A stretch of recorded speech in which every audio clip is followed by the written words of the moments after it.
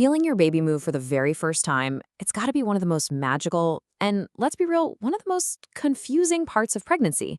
You're constantly asking yourself, wait, was that just gas? Or was that the baby? Well, today we're going to decode it all. Let's dive in and learn your baby's secret language together. So, I want to start with a little bit of a riddle for you. What on earth could possibly connect butterfly wings, a tiny fish swimming around, and popcorn popping? I know, it sounds totally random, but trust me, the answer is at the very heart of everything we're talking about today. And there you have it. Believe it or not, these are the beautiful, creative ways that moms all over the world try to explain that impossible to describe feeling, that very first little sign of life from their baby. It's a sensation that's so hard to put into words, but we're definitely going to try. All right, so the first big question on pretty much everyone's mind is when? When does this incredible experience actually happen?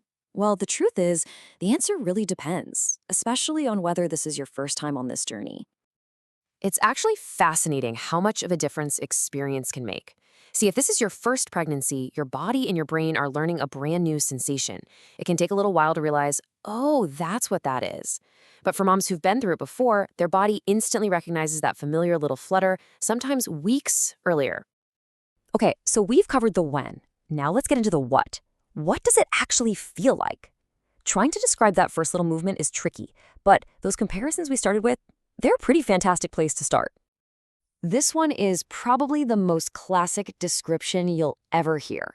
It's not a kick, it's not a jab, it's this incredibly delicate, light as air fluttering deep, deep inside. It's so gentle, in fact, that it's super easy to miss if you're busy or not really paying attention. Here's another one that's just perfect. Picture a little goldfish swishing its tail in a small bowl. That gentle rolling or swishing feeling, that's your baby, just moving around in the amniotic fluid. It's a really subtle, flowing kind of sensation.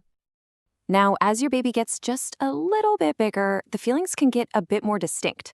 This is where that popcorn analogy comes in, and it's a great one. It's less of that gentle flutter and more of a tiny pop. Almost like a gas bubble, but, it's definitely not. Now, this is really important, so listen up. In the beginning, please don't panic if the movements aren't consistent. Your baby is still so tiny, with a whole lot of space to float around in. So it's completely normal to feel a few little flutters one day, and then maybe nothing for the next day or so. But then, as you get further into your second trimester, oh boy, does the game change. Your baby is getting bigger, getting stronger, and those gentle little ghost-like feelings, they are about to get a serious upgrade. This is when things get really fun. This is when you can actually start to feel your baby's personality coming through. Those little flutters, they turn into definite thumps, kicks, and jabs, and you'll start to notice their little routines. A lot of babies seem to have a dance party right after you eat a meal, or, of course, the minute you lie down and try to go to sleep. They're already responding to you. So just when you get used to all those sharp, predictable jabs, the rhythm changes. Again. And this change leads to one of the biggest and scariest misconceptions of late pregnancy. So what is really going on in there during those final weeks? What is your baby trying to tell you?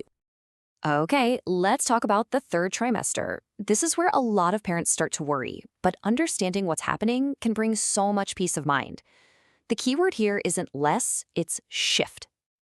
Think about it. Your baby is getting pretty big now, and they're kind of running out of real estate. There's just not enough room to throw a proper karate kick anymore.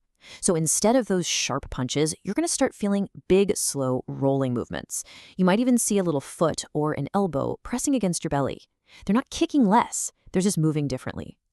And this right here is the single most important thing to take away from this entire explainer. Let me say it again because it is that important. The type of movement changes, but the frequency should not go down. Your baby should still be just as active. Their movements will just feel more like big stretches, pushes, and rolls. So how can you tune in and listen to what your baby's telling you? How can you be sure everything's okay in there? Well, this brings us to a super simple but really powerful tool that helps you connect with your baby and just monitor their well-being. It's called kit counting. Right around the 28-week mark, that's the perfect time to start making this a regular practice. And look, it's not about being obsessive or anxious. It's just about getting to know your baby's own unique daily rhythm so that you'll be the first to know if something changes. So, what's the magic number you're looking for? What's the goal? It's simple. It's just 10. 10 distinct movements. And that can be anything. A kick, a roll, a flutter, a big stretch. If you can feel it, it counts. And the process itself could not be easier. First, pick a time of day when you know your baby is usually having a party, maybe after dinner or right when you settle in for the night. Then, get comfy. Lie down or sit quietly. And just start counting. Your goal is simply to feel 10 of those movements within a 2-hour window. Now, that 2-hour window, that's really just a safety net. The great news is that most of the time, you're probably going to feel those 10 movements in way less time, often in under half an hour. It's just a wonderfully reassuring practice that helps you feel connected and confident. But here is the real bottom line. Kick counting is a tool, but your own intuition, that is your superpower. Nobody knows your baby's patterns better than you do. So if something ever feels off, if their movements seem a lot less than usual, that is always a good enough reason to call your doctor or midwife. Trust your gut. It's always better to get that peace of mind. When you really think about it, every single one of those movements, every flutter, every kick, every roll, is a sign of life. It's a form of communication. It's a chance to bond with your baby long before you ever meet them face to face. It's their very first language. So the only question left is, are you ready to listen?